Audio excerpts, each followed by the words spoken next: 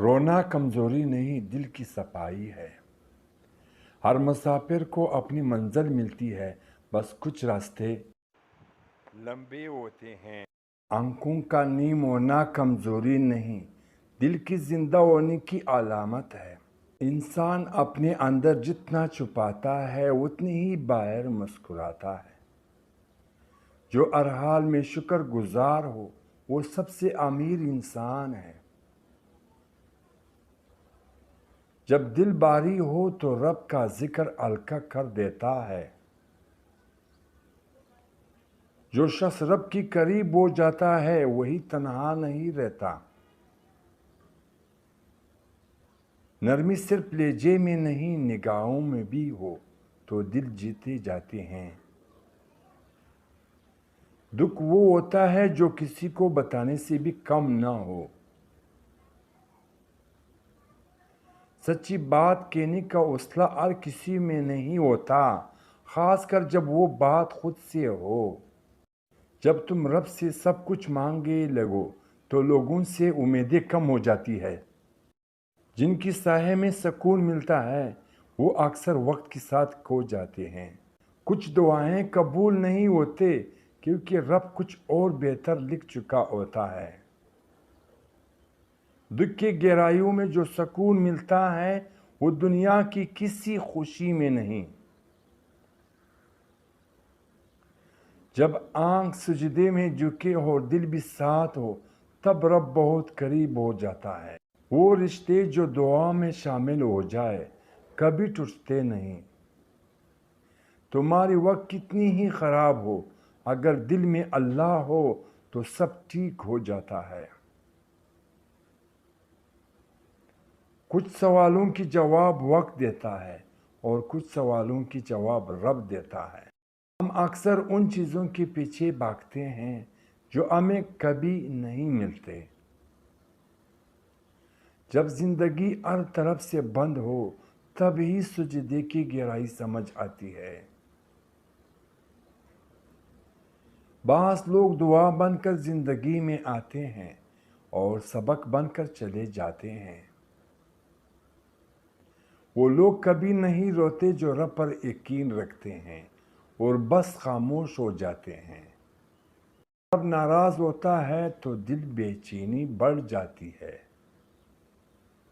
صبر وہ راستہ ہے جو دکھوں کو روشنی میں بدل دیتا ہے۔ پہلے تمہیں رونا پڑے ان سے فاصلہ ہی بہتر ہے۔ بعض زخم نظر نہیں آتے لیکن روح کو زخمی کر کے جاتے ہیں۔ جب تمہارا یقین رب پہ مضبوط ہو تو دنیا تمہیں ہلا نہیں سکتی۔ سچے لوگ کم بولتے ہیں کیونکہ ان کی درد لفظوں میں نہیں آتے۔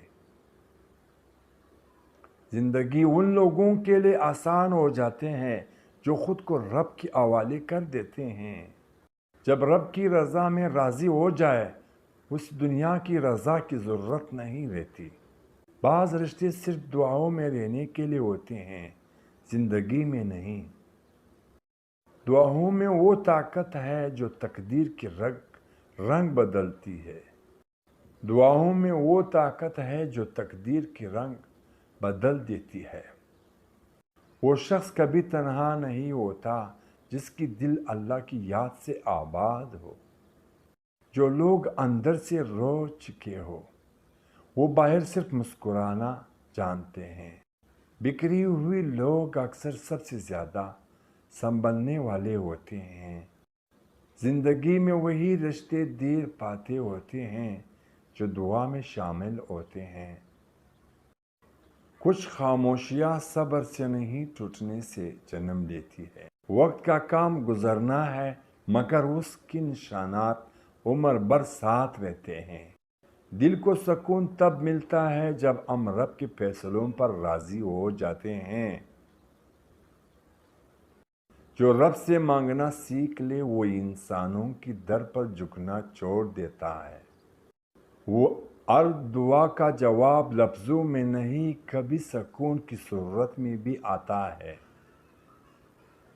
دکھ کی گہرائیوں وہی سمجھتا ہے جس نے اندر سے بکھر کر جینا سیکھا ہو۔ رشتہ وہی سچا ہوتا ہے جو مصیبت میں دعاؤں میں بدل بدل جائے۔ رب کی رضا تلاش کرنے والے دنیا سے ناراض نہیں ہوتے۔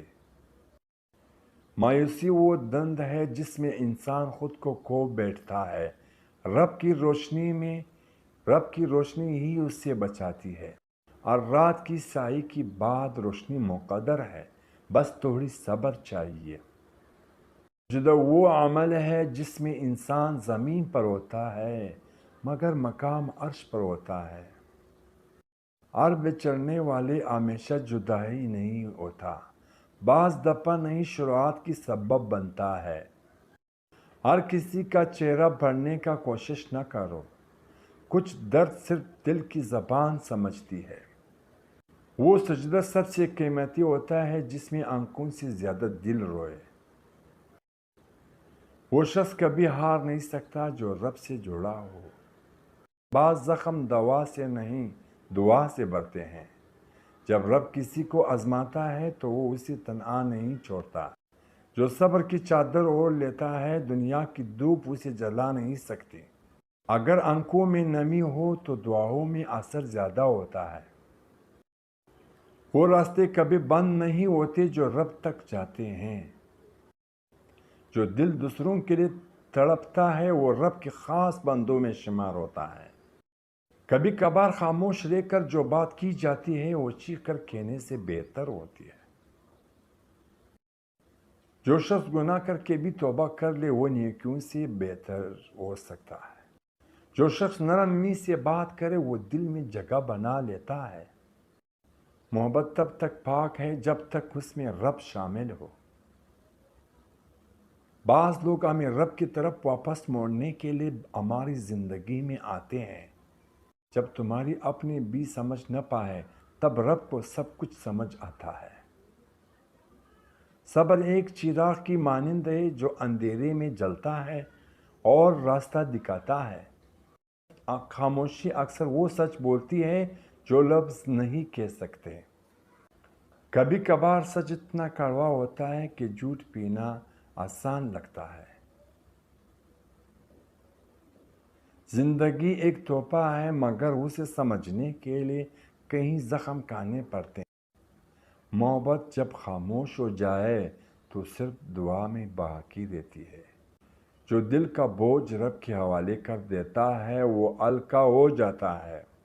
سمجھو گے۔ ناظرین آپ سے گزارش ہے کہ ہمارے توبہ اسلامک آفیشیل سبسکرائب کریں، لائک کریں، شیئر کریں۔ Thanks for watching my all friends. میں